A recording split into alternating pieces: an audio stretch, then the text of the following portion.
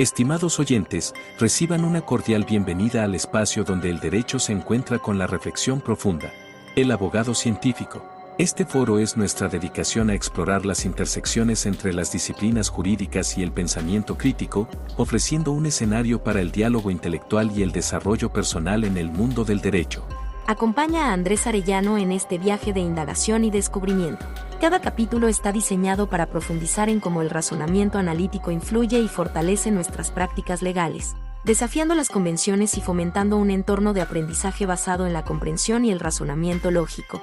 El abogado científico se compromete a ser una ventana a la exploración de conceptos jurídicos a través de la lente de la metodología y filosofía científica, con un fuerte enfoque en el análisis crítico y la evidencia. Este enfoque nos permitirá abordar temas desde una perspectiva única, desentrañando las complejidades del derecho y promoviendo una práctica legal más reflexiva y fundamentada. Así, los invito a embarcarse en esta aventura de conocimiento, donde juntos exploraremos los principios que forman la esencia de la abogacía. Prepárense para un viaje hacia la comprensión profunda y el enriquecimiento intelectual. Bienvenidos a El Abogado Científico. Bienvenido a este episodio. Hablaremos de todo un poco, desformalizado, coloquial, como si fuera una charla de esas banqueteras. Pero, pues, el tema sería inicialmente el de los actos de investigación para la revisión y modificación de medida cautelar. Tenía trabajo, estudiando también andaba, por eso no había subido nuevo episodio. Al final, pues hay algunos por ahí, y entre esos está uno que habla de las medidas cautelares, algunos aspectos prácticos, ¿sí? Que son datos empíricos, observables, que ya rescatados de algunas audiencias propias y de observaciones de otras. Y bueno, pues, quise compartirlos como datos, interprétalos, analízalos y toma lo que te sea útil para tus casos particulares. No es una estrategia, porque la estrategia requiere de un contexto igual o muy idéntico o bien casi equivalente al que se plantea en la propia estrategia, en donde se dio el tema que se comparte como estrategia. Y esto incluye que sea el mismo juez o un juez con un criterio muy similar y una filosofía muy similar, una forma de interpretación igual, similar o equivalente al del otro, los fiscales igual, el asesor, el caso, etcétera, etcétera. Entonces, la implementación de una estrategia es más compleja y por eso te comparto mejor datos, ¿sale? Y notemos que la forma de ir a una audiencia es sencilla, queda descrita en aquel episodio, y en este en concreto los actos de investigación son interesantes. Veamos que de las muchas charlas, seminarios, cursos, conferencias, videos de YouTube, podcasts en Spotify y cualquier otra plataforma, de lo mucho que se habla es de lo que ha dicho en parte la Corte Interamericana de Derechos Humanos. Es decir, hacen una reconstrucción conceptual de lo que creen que dijo la Corte Interamericana de Derechos Humanos respecto a la inconvencionalidad de la prisión preventiva oficiosa. Entonces, hay que tener cuidado, ¿no? Porque en esa reconstrucción pues ya entran ciertos matices teóricos de la corriente teórica del jurista que te está exponiendo la información, ¿sale? Y esto puede cuestionarse si refleja la realidad de la sentencia o bien ya es una tergiversación, una forma gratuita de hacer afirmaciones o simplemente tomar esos argumentos de autoridad, es decir, la sentencia de la Corte Interamericana, para conceptualizar algunas ideas propias que se tengan respecto a la inconvencionalidad, ¿sale? Entonces, este tema es importante para efectos de entender que muchas cosas que nos venden son reconstrucciones conceptuales de otras teorías y no la teoría misma de la que se viene. O la sentencia, en este caso la sentencia de la Corte. Hacen esto, la reconstrucción conceptual, pero en los actos de investigación ahí pasa la cuestión, ¿no? ¿Y cómo le hago? Pues en realidad el cómo le hago es que para realizar un acto de investigación, es decir, desplegar una acción en el campo de la realidad para obtener información significativa o datos para que sean posteriormente prueba, datos de prueba, requerimos preguntarnos. Entonces, previo a un acto de investigación están las preguntas. Y una pregunta, al menos estructuralmente, tiene inicialmente una naturaleza, ¿no? ¿Qué, cómo, cuándo, dónde? Luego lleva un verbo. Luego lleva el campo teórico o empírico al que se dirige la pregunta. Y posteriormente está el límite, es decir, el hasta dónde hasta dónde voy a estar investigando, ¿sí? Entonces, esta estructura nos sirve para preguntar. No obstante, de manera mucho más sencilla, te puedes preguntar ¿qué quiero saber de mi cliente? ¿Tiene casas? ¿Tiene terrenos? ¿Tiene vehículos? ¿Tiene visa? ¿Tiene pasaporte? ¿Qué? Ahí está. ¿Qué quiero saber? Según lo que quiera saber, voy a comprender si tengo que hacer una investigación conceptual o una investigación empírica. Evidentemente los actos de investigación para medidas cautelares son empíricos. Uno de ellos, por ejemplo, es respecto, en cuanto al límite, es en instituciones públicas, es decir, a dónde voy a investigar. Y es en instituciones públicas. Tal es el caso de el Instituto Nacional de Migración de tu estado, ¿no? A ellos se les puede pedir vía informe a través o en términos del 216 del Código Nacional de Procedimientos Penales, vía apoyo ministerial, para que se requiera al Instituto Nacional de Migración de tu estado, la delegación que está ahí, un informe para que se diga o nos dé información o datos significativos sobre el flujo migratorio de tu cliente, ¿sí? O sea, si ha entrado o salido del país y se diga la vía de entrada o de salida, o sea, si ha sido marítima, aérea o terrestre, la fecha en que acontecieron esas entradas o salidas, y también algo importante, pues la frontera, ¿no? De qué frontera entró o en qué frontera salió, porque puedes salir por una y entrar por otra, ¿no? Por eso este tema. Y estos entes públicos, pues en su momento te darán la información. Obvio, antes de, pues hay que platicar con el cliente, ¿no? Y ponderar esto con tu caso. Sí, antes de hacerlo así a las bravas, pues hay que platicar con el cliente, ¿no? Y en confidencial si ha salido o no ha salido y pues qué tan conveniente es que fluya nuestra información en la investigación para el tema de la medida cautelar. Esto aplica para todos estos informes. Otro informe, por ejemplo, otra institución pública, pues es el registro público de la propiedad, ¿no? De tu municipio. Ahí lo que implica es que se informe si se tiene algún bien inmueble, ¿no? A nombre del cliente, la cantidad de propiedades que tiene, desde cuándo los tiene, la ubicación geográfica de esas propiedades. Y aquí hay algo importante, ¿no? Porque en la práctica suele llevarse la escritura pública, el título de propiedad. Y bueno, eso evidentemente es un dato de prueba que tiene su respectivo valor por ser de carácter realizado ante un notario, tener una autoridad como una persona con fe pública, etcétera, etcétera, entre otros elementos de valoración. Y bueno, recordemos que el principio de triangulación implica que, dada una afirmación, pues hay que tener cubrirla o reforzarla con un conjunto de pruebas, ¿no? En este caso serían datos de prueba. Triangulación, pues nos viene a la mente 3, ¿no? Tomando esa idea, por ejemplo, ponen la proposición o tu afirmación en medio y a su alrededor dibujas un triángulo. Cada esquina sería un dato de prueba. Entonces tienes por un lado la esquina izquierda, el título de propiedad, ¿no? Y en el otro lado, en la otra esquina derecha, pues tienes un informe de esta autoridad, ¿no? De este ente llamado registro público de la propiedad. Y te faltaría otro, que bien podría ser un testigo, algún delegado municipal, y ya tienes la afirmación de que tu cliente solo tiene una propiedad, pues ya la tienes bien sustentada con 3 datos de prueba: el título, el informe y pues tal vez una testimonial o algún otro documental. Y así, ¿no? Con cada una.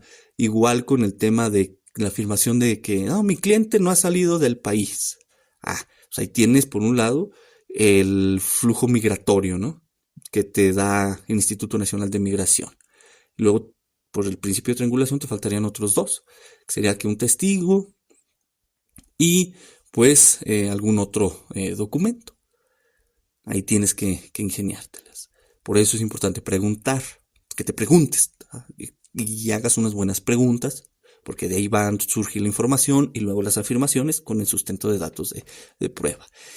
Otro ente público que igual puede checarse es la Secretaría de Relaciones Exteriores.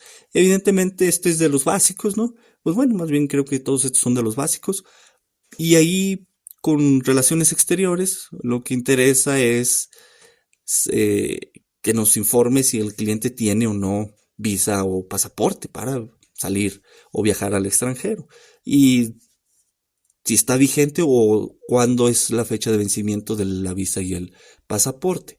Y a te puede servir para la afirmación anterior, ¿no? De que el cliente no ha salido del país. Otro ente, y este es interesante porque ya va a depender de tu entidad y de usos y costumbres y demás contexto socioeconómico, es el Registro Agrario Nacional. ¿Sí? Ahí es muy similar la información o la petición de información es muy similar al del Registro Público de la Propiedad para que informe, en términos similares, pues si tiene una calidad de ejidatario o avecindado. Si es ejidatario, pues la cantidad de parcelas agrarias que tiene, desde cuándo las tiene y la ubicación geográfica, es decir, el núcleo ejidal al que pertenece. Aquí hay algo interesante. Algunas delegaciones suelen pedir que les des más datos. A veces te piden la CURP o la fecha de nacimiento de tu cliente, ¿no? Para tener mayor exactitud en la información. Por eso puedes en el escrito de informe pues, anexar la CURP, ¿no? Y otro tema interesante también es el tema de los vehículos, ¿no? ¿Cuántos vehículos puede tener el cliente? Y aquí entra en función, pues, la recaudación de rentas de tu municipio. O si quieres irte hasta el estado, pues bueno, ya tú pondera. Lo que interesa saber, según en es pues, muy parecido al tema de las propiedades, ¿no? ¿Cuántos vehículos tiene? ¿Desde cuándo? Y el tipo de vehículo, la marca y el modelo. Y esto en su momento va para una discusión de la capacidad adquisitiva del cliente y la facilidad principalmente para moverse, ¿no? Si tiene vehículos es fácil que se mueva de un lugar a otro. Este es ya el tema interpretativo y valorativo. Pero por eso antes pues tú ya debes de tener claro este tema, ¿no? Antes de acceder a estos o realizar estos actos de investigación. Insisto.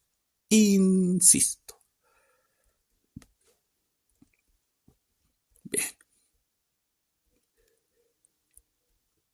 Otro tema, o mejor dicho, otra autoridad, que igual puede ser requerida, es, pues bueno, seguridad pública, ¿no? De los básicos, para identificar algún otro antecedente penal o arrestos administrativos, etcétera. Fechas, lugares, motivos. Y algo interesante es las medidas cautelares, requerir información al director de medidas cautelares y ejecución de sanciones de la Secretaría de Seguridad Pública de tu estado.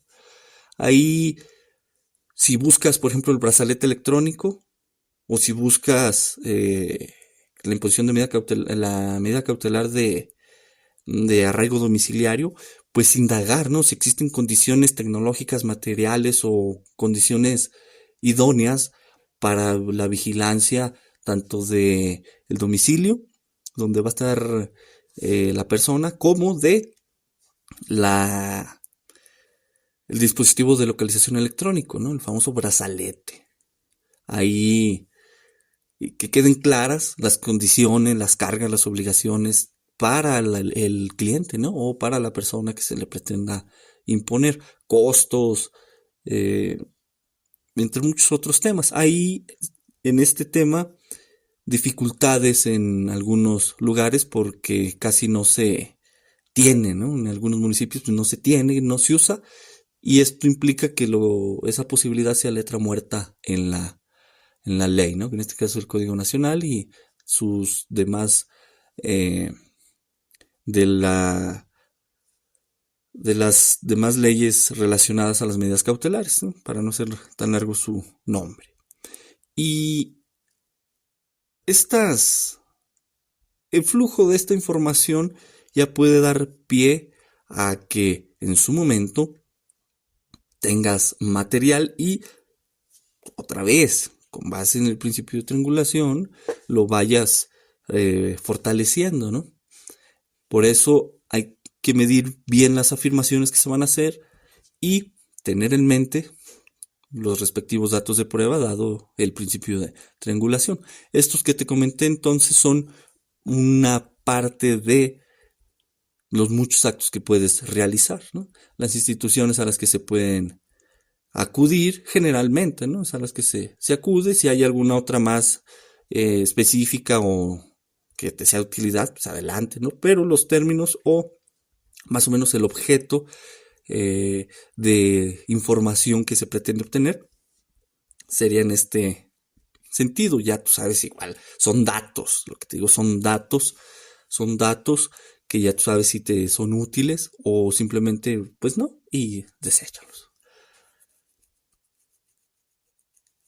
Nótese pues la diferencia, y esto muchas veces es lo que se busca al pagar un curso, ¿no? Que, a ver, está bien, ya me hiciste la reconstrucción conceptual, pero ahora dime, pues, ¿cómo le hago, no? Cómo, incluso yéndonos a lo básico, cómo redacto la petición o la solicitud de apoyo ministerial para tal acto de investigación, qué objeto de información busco, en qué términos, y espero esto te sirva para esos temas. Me limité nada más a estas instituciones, pues ya el tema de los testigos, pues ya sabes, supongo que has de tener algún marco teórico o modelo teórico relacionado a una entrevista de testigos, recabar documentos también, objetos físicos, no sé, y de ahí puedas ir sustentando tus afirmaciones, ¿no? Tus proposiciones. Cierro tema.